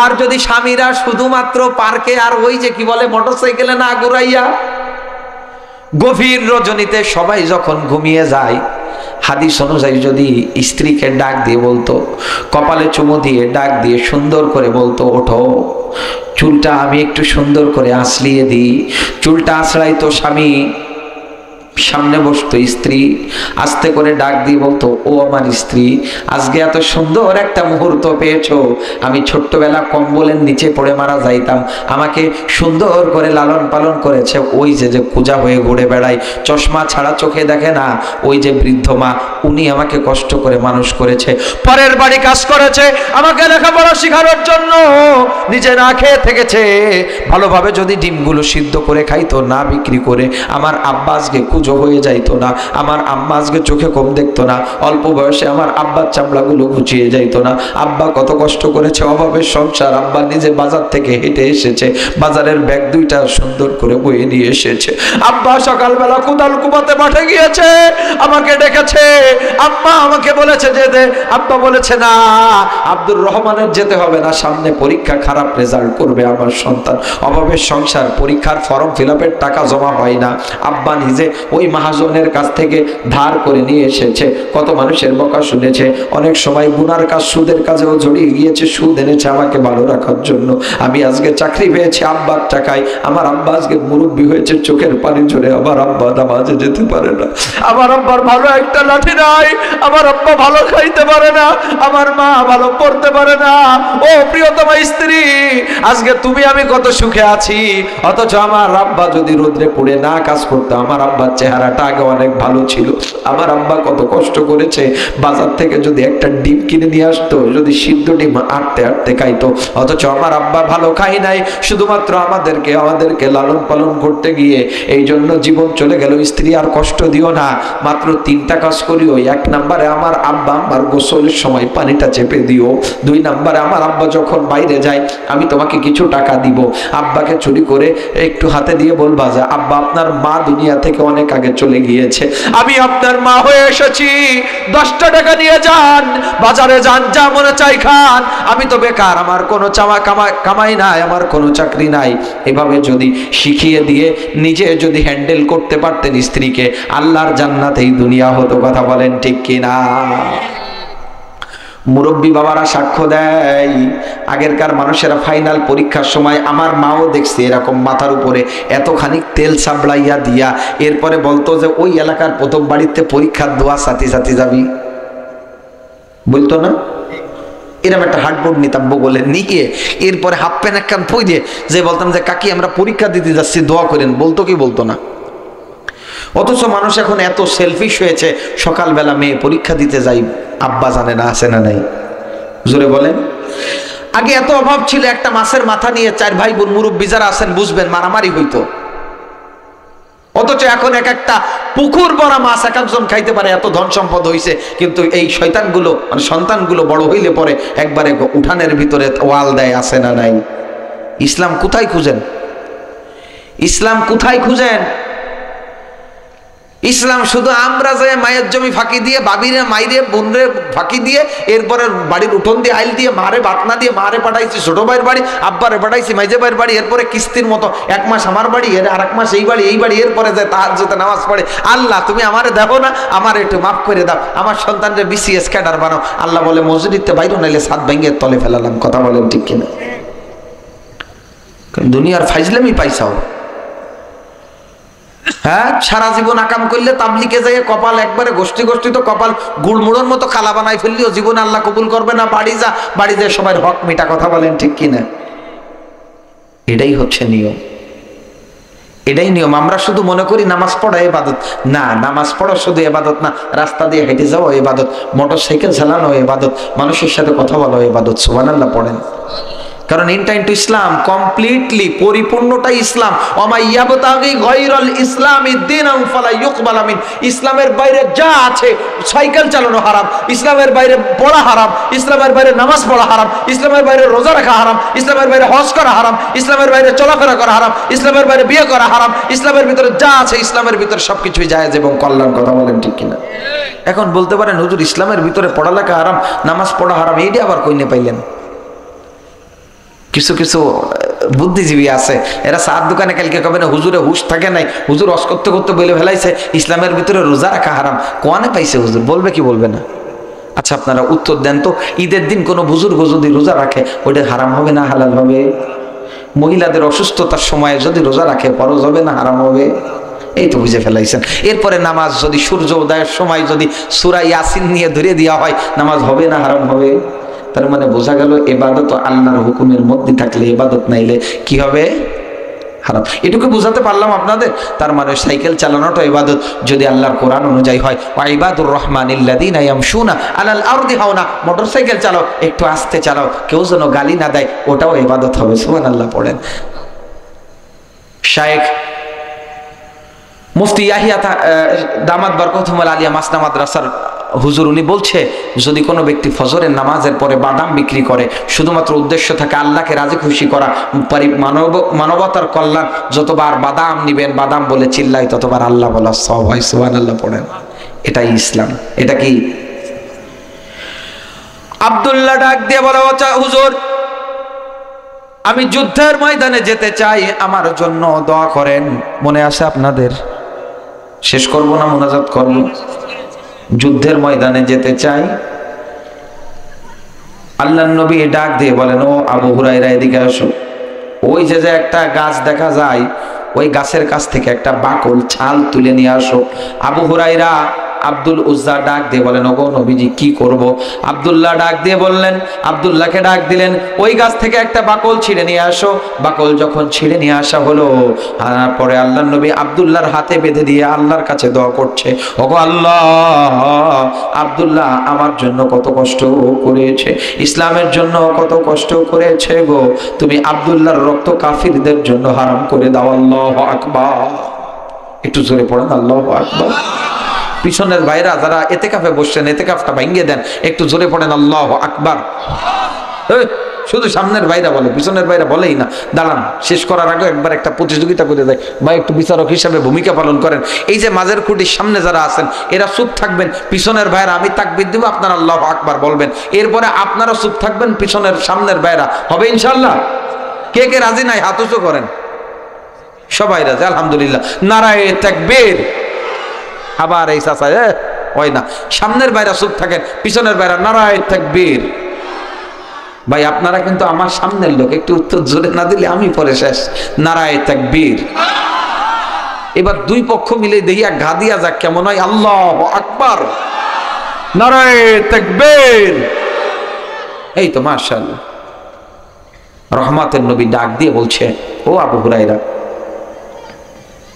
ও আব্দুল উজ্জা এদিকে আসো, ওই বাকল ছিঁড়ে নিয়ে আসো। আব্দুল্লাহ বাকল ছেড়ে এনেছে, দোয়া করছে উল্টা দোয়া। কি দোয়া? চাইছে শহীদ হইতে। আল্লাহ নবী বলছে, আল্লাহ তুমি এরে শহীদ কইরো না, এ যে কষ্ট করছে, এরে তুমি হায়াত বাড়িয়ে দাও, সুস্থতার সাথে কবুল করে নাও, কাফিরদের তরবারি এর শরীরে হারাম করো, রক্ত যেন না ঝরে। সুবহানাল্লাহ। আব্দুল্লাহ রেগে গিয়েছে, ডাক দিয়ে বলছে, ওগো নবীজি এটা কোনো দোয়া হইল নাকি? আমি কি চাইলাম আপনি কি করলেন? আল্লাহর নবী ডাক দিয়ে বলে, ও আব্দুল্লাহ, তোমার মৃত্যু যদি কোনো স্বাভাবিকভাবে হয়, জ্বরেও হয়, আল্লাহ তোমারে শহীদ হিসাবে কবুল করবে। সুবহানাল্লাহ। কিছুদিন পরে হঠাৎ করে তাবু থেকে খবর এলো, রাসূলের সেই পাগল সাহাবী আব্দুল্লাহর জমিনে বেঁচে নাই। আব্দুল্লাহ জমিন থেকে বিদায় নিয়েছে। ডাক দিয়ে বললেন, ও সাহাবারা রে, আব্দুল্লাহরে গোসল করাও। আব্দুল্লাহরে গোসল করানোর পরে গভীর রাতে আব্দুল্লাহর লাশ নিয়ে হযরতে আবু বকর এবং আলী আসছে, সামনে হযরতে বেলাল ছোট্ট করে টিম বাতি নিয়ে হেঁটে আসছে। আল্লাহু আকবার। কবরের ভিতরে একজন নেমে আছে, তিনি দুনিয়ার কেউ নন, তিনি হলেন রাহমাতাল লিল আলামিন সিরাজাম মুনীর সাল্লাল্লাহু আলাইহি ওয়াসাল্লাম। হাতটা বাড়িয়ে দিয়েছে, আব্দুল্লাহর লাশটাকে কবরে রেখেছে। রাখার পরে কবরের ভিতরে দাঁড়িয়ে কাবার মালিক আল্লাহকে ডাক দিয়ে বলে, মালিক আমি আব্দুল্লাহর উপরে খুশি, আপনি আব্দুল্লাহর উপরে খুশি হয়ে যান। আল্লাহু আকবার। তাহলে ইসলামের জন্য বাড়ি ছেড়েছে, ঘর ছেড়েছে, আর আমরা ইসলামের জন্য পোশাক ছাড়ছি, ইসলামের জন্য সুন্নাতি লিবাস ছেড়ে দিয়ে আছে না নাই? প্রিয় ভাইরা আমার, এই জন্য ইসলাম যদি মানতে হয় ফজরের আজান দিলে ঘুমাইতে ইচ্ছা করবে। কিন্তু যারা আজকের আলোচনা শুনেছেন, অমিনান নাসি মাই ইয়াশরি নাফসাহু বিতিগা আমারাদাতিল্লাহ, আল্লাহকে খুশি করার জন্য নিজের ইচ্ছাগুলোকে আল্লাহর জন্য করে দিব। যতই ঘুমাইতে মনে চাক লেপটাকে লাথি মেরে ফেলে আমরা কলের কাছে গিয়ে পানি দিয়ে ওযু করে নামাজ পড়বো, পারবো ইনশাআল্লাহ। আল্লাহ আমার ভাইদের কবুল করুন, সবাই পড়ি আমিন। 2 নম্বরে রাস্তা দিয়ে ওয়াইবাদুর রহমানিল্লাযীনা ইয়ামশুনা আলাল আরদি হাওনা, আল্লাহর জমিনে নম্র ভদ্রভাবে চলতে হবে। দাম্ভিকতা, হিংসা, অহংকার করে চলা যাবে না। যখন বুঝবেন আমার ভাই একটু নরমালি আছে, আমার ভাই একটু দরিদ্র, আল্লাহ আমাকে অনেক ধনী করেছে, তখন শুকরিয়া আদায় করবেন, হিংসা নয়, ঠিক কিনা? 3 নম্বরে ওয়াইদা খাতাবাহুমুল জাহিলুনা ক্বালু সালামা, মূর্খ ব্যক্তিদের সাথে কখনো তর্ক করবেন না, চুপ করে থাকবেন, রহমত কামনা করবেন, শান্তি কামনা করবেন। 4 নম্বরে আল্লাহ রাব্বুল আলামিন বলেন, আল্লাযীনা ইয়াবিতুনা লিরাব্বিহিম সুজদাও ওয়া কিয়ামা, রাতের বেলা আল্লাহকে সিজদা দিবেন, দণ্ডায়মান অবস্থায় থাকবেন। আল্লাযীনা ইয়াকুলুনা রাব্বানা ইসরিফ আন্না আযাবা জাহান্নাম, জাহান্নামের ভয়ে আল্লাহর কাছ থেকে পানা চাইবেন, আল্লাহ তুমি জাহান্নামের আগুনে আমাদের ফেলাইও না, জাহান্নাম বড় সর্বনাশা। এরপরে আল্লাযীনা হুম আনিল লাগwi মুরিদুন, তোমরা অনর্থক কথা এবং ফাও কাজ থেকে, ফাও কথা থেকে, ফালতু ইয়ারকি থেকে, ফালতু তামাশা থেকে, এই যে বরযাত্রীর কথা বলেছিলাম, এইখানে চলে এসেছিলাম। বরযাত্রী ওইখানে যাইয়া, বরযাত্রী যাও সমস্যা নাই, কিন্তু ওইখানে যাইয়া বিয়ানি মিলে গেটের দ্বারে আকাম কইরো না। আল্লাহ রাব্বুল আলামিন বলেন ওই দিন কোনো কিছু ছেড়ে দেওয়া হবে না। ফামাই ইয়ামাল মিসকালা যাররাতিন খায়রান ইয়ারা, কোন বান্দা যদি যাররা পরিমাণ ভালো কাজ করে ওই দিন লেখা হবে। আমার প্রাণপ্রিয় ভাইরা, ওই দিন মানুষগুলো পাগল পারা হয়ে যাবে। এই কথা যখন প্রত্যেকটি মানুষের কানে পৌঁছে যাবে, প্রত্যেকটি মানুষ যখন এমন কিতাব পেয়ে যাবে, মানুষগুলো জাহান্নাম ছাড়া আর কোনো উপায় থাকবে না।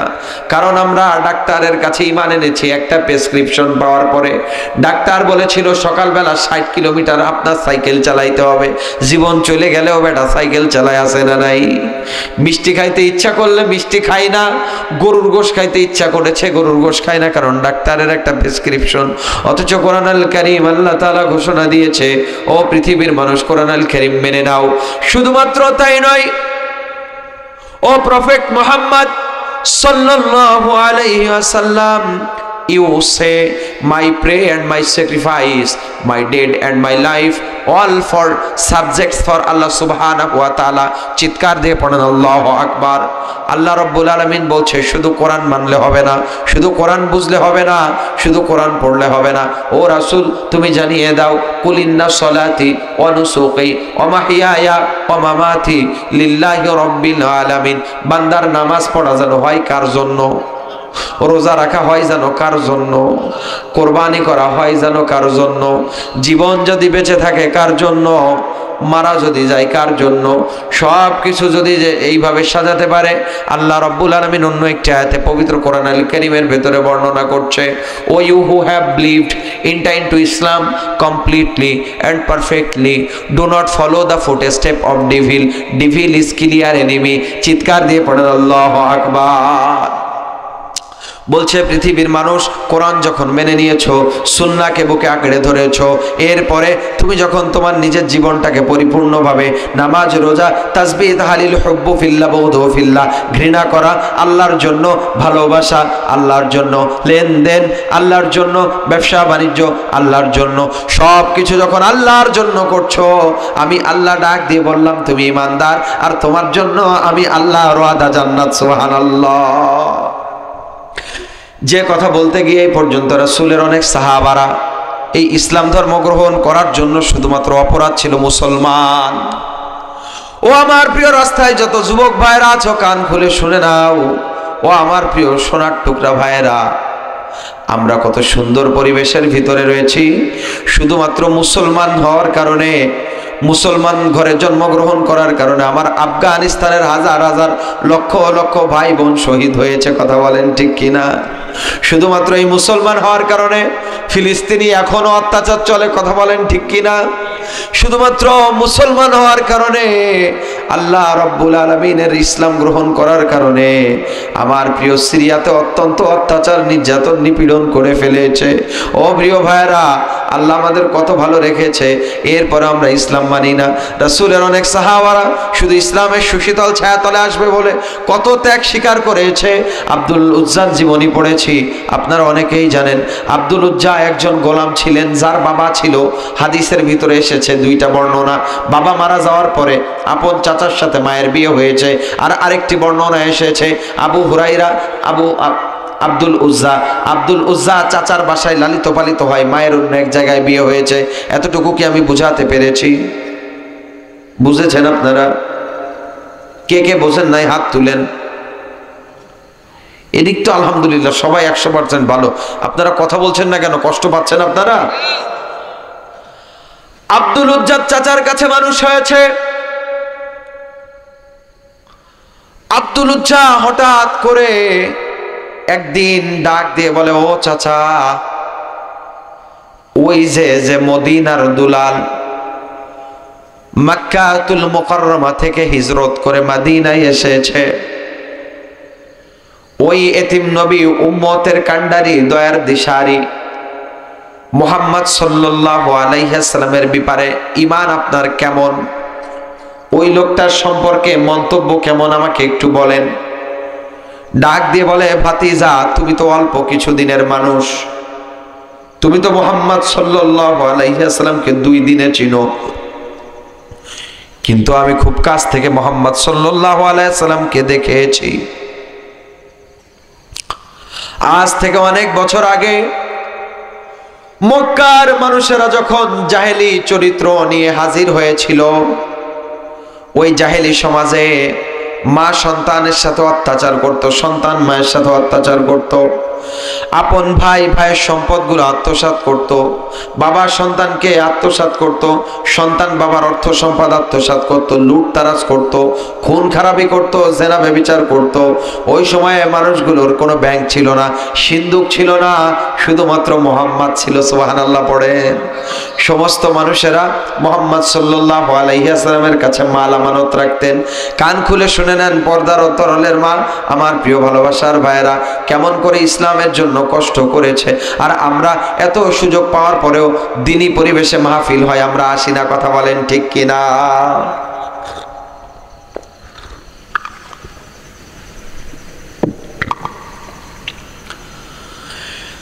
মুহাম্মদ সাল্লাল্লাহু আলাইহি ওয়াসাল্লামের প্রশংসা যখন বর্ণনা করছে,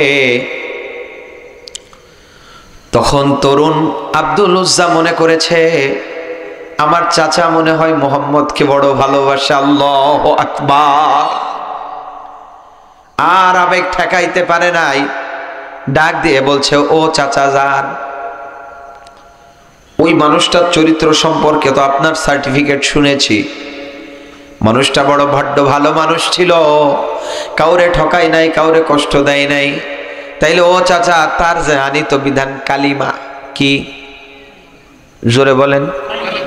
তাওহীদের সাক্ষ্য, রিসালাতের বাণী, যে ইসলামের সুশীতল ছায়াতলে ডাকার মেসেজ, আহ্বান, এটাকে আমি অ্যাকসেপ্ট করব নাকি?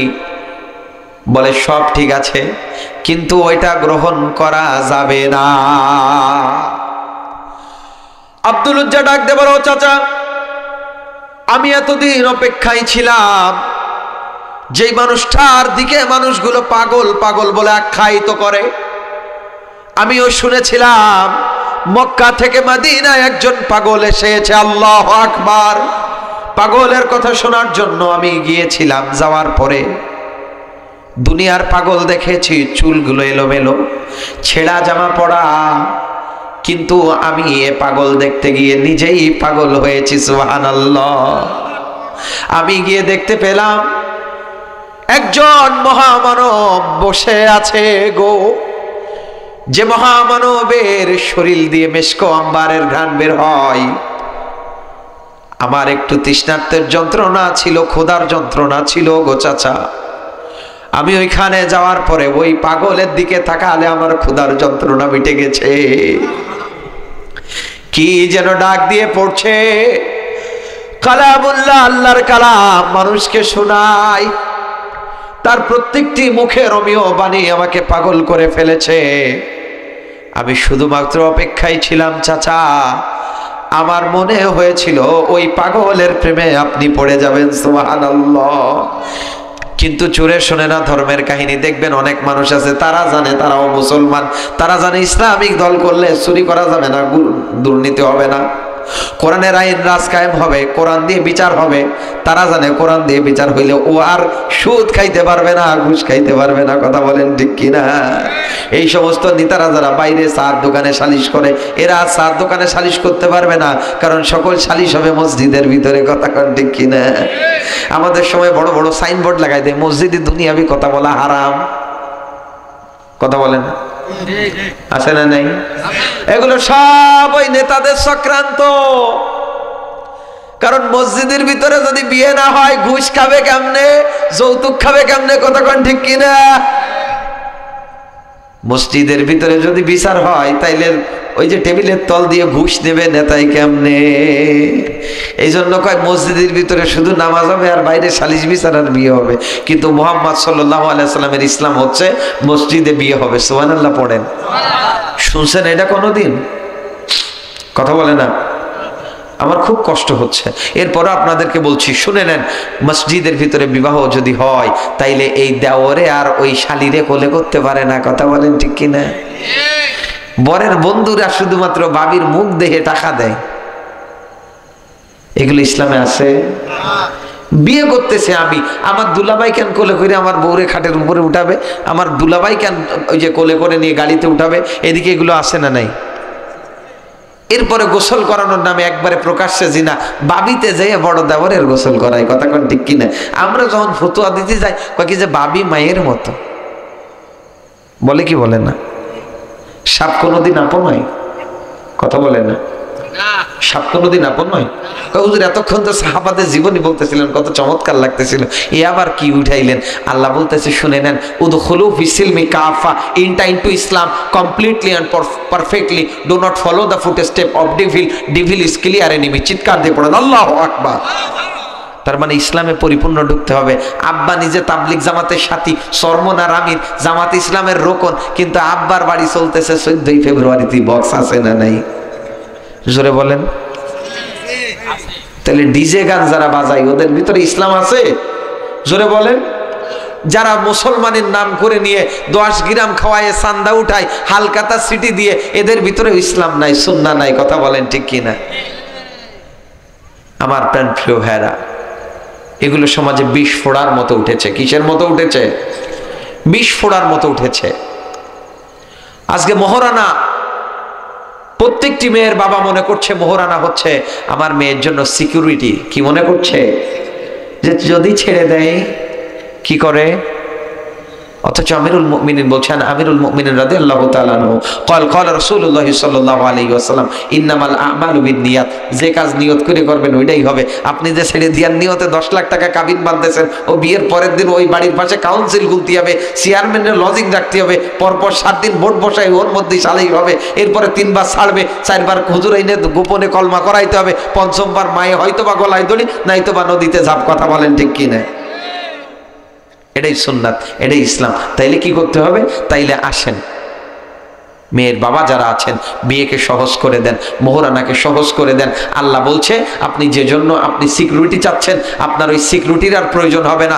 হাজব্যান্ড যখন স্ত্রী ঘুমিয়ে থাকবে, হাজব্যান্ড সকালবেলা ফজরের নামাজ পড়ে এসে দেখবে যে আমার বাচ্চা নিয়ে আমার স্ত্রী ফজরের নামাজের পরে ঘুমিয়ে আছে। হাজব্যান্ড আল্লাহওয়ালা হবে, নিজে ঘরটা ঝাড়ু দিবে, নিজে চাউলটা ধুয়ে দিবে। সুবহানাল্লাহ পড়ে।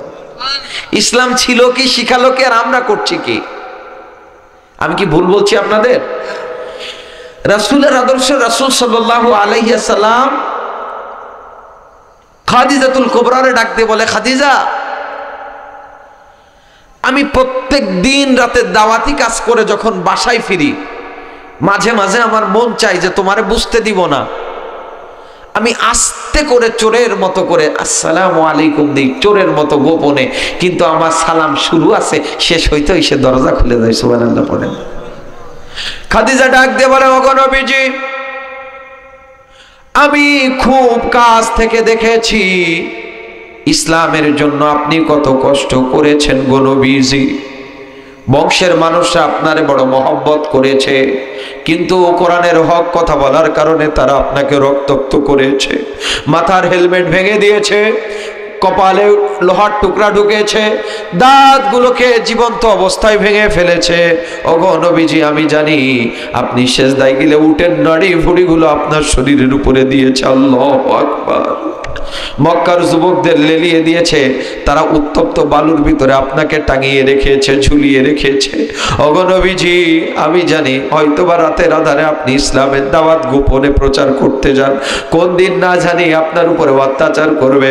আপনি ক্লান্ত নবী, শ্রান্ত নবী, বুকে পাথর নিয়ে, পেটে পাথর নিয়ে ক্ষুধার্ত নবী দরজায় এসে আমাকে ডাক দিবেন, খাদিজা, আর আমি যদি ঘুমিয়ে যাই আপনার কষ্ট হবে।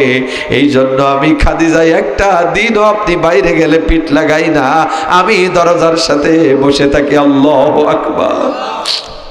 ডাক দিয়ে বলেন, ওগো নবীজি, আমি আপনার শরীরে তেল মালিশ করতে গিয়েছিলাম, আমি দেখতে পেয়েছি মাঝে মাঝে শরীরের অংশে কোনো গোস্তের দলা নাই, শুধু পাতলা একটা নতুন চামড়া উঠেছে, নিচে হাড্ডি দেখা যায়। আল্লাহু আকবার। আমি ডাক দিয়ে বলেছিলাম, নবী, আপনার কি ছোটবেলা কোনোদিন কুষ্ঠরোগ হয়েছিল কিনা?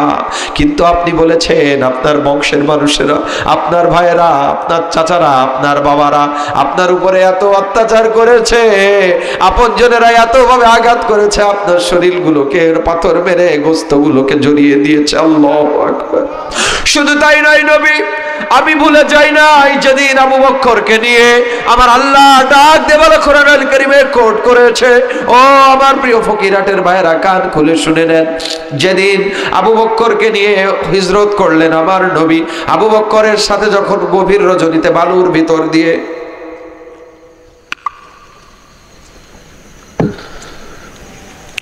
যেদিন আবু বকরকে নিয়ে হেঁটে যায় হিজরতে, আল্লাহ রব্বুল আলামিন কোট করে দিয়েছে, ওই দিন আল্লাহ নবী বারবার পিছনের দিকে তাকায়, আবু বকর হাত ধরে টানে, ওগো নবীজি দ্রুত আসেন,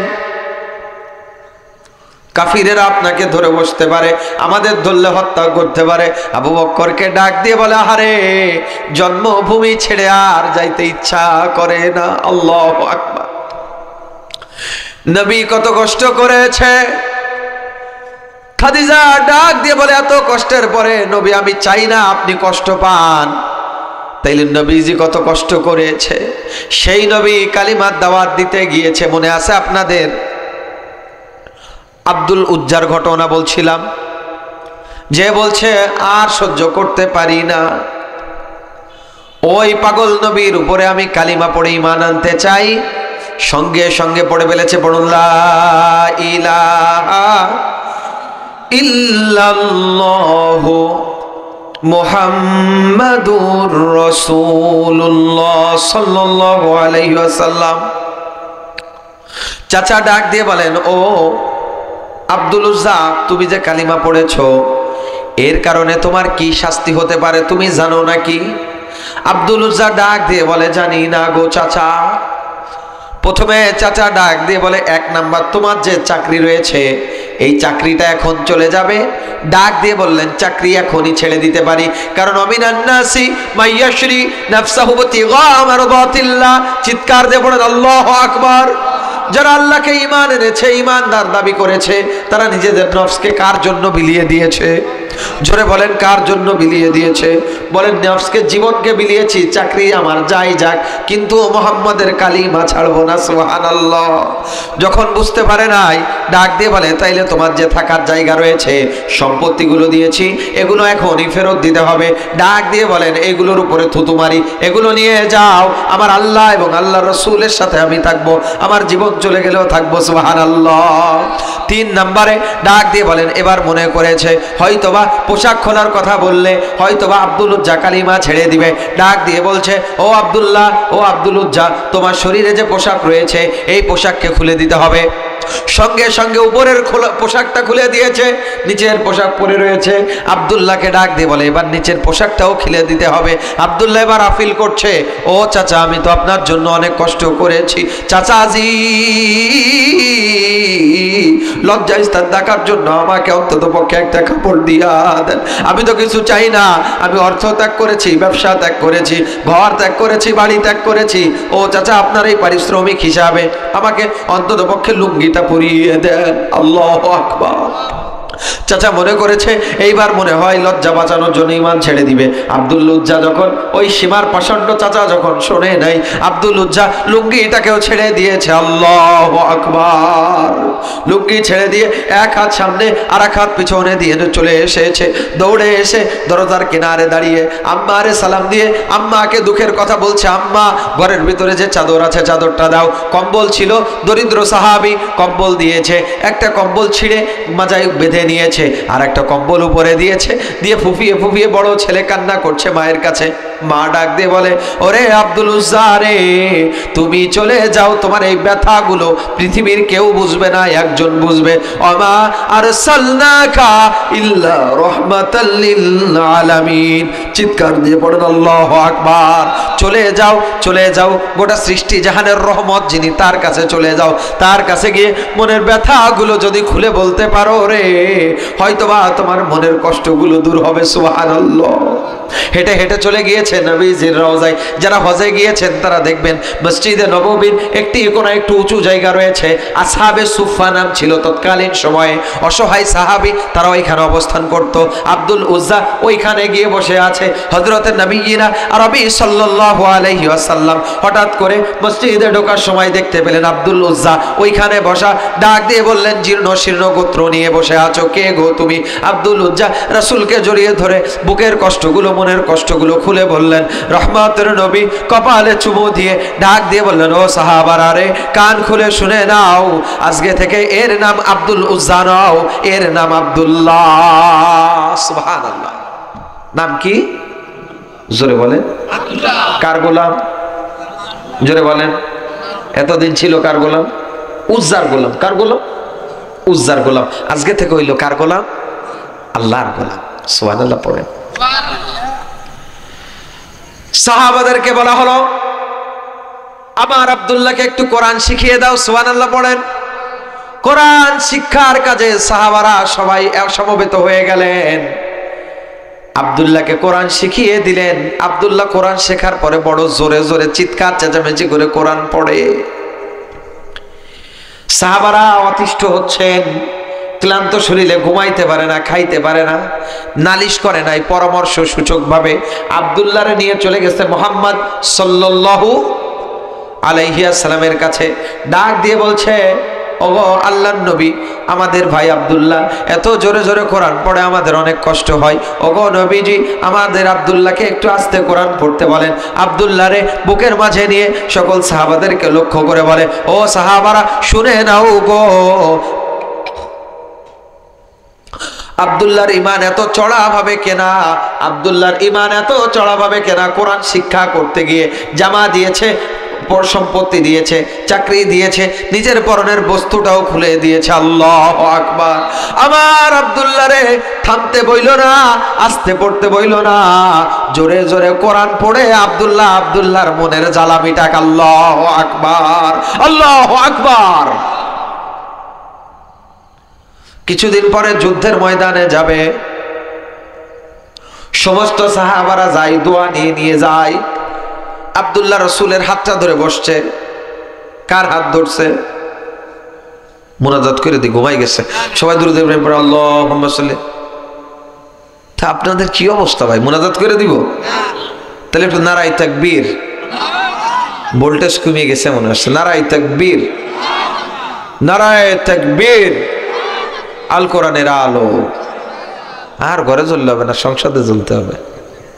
আল কোরআনের আলো। আল্লাহ কবুল করুন, সবাই পড়ি আমিন। বিশ্বনবীর হাত ধরেছে,